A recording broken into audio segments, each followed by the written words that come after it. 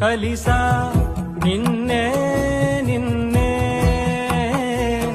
మరిచా నన్నే నన్నే.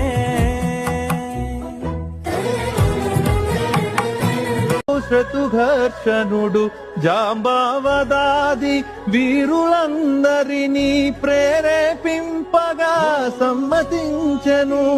లంకేశ్వరుడు అపహరించిన జానకి మాత జాడ తెలుసుకొను.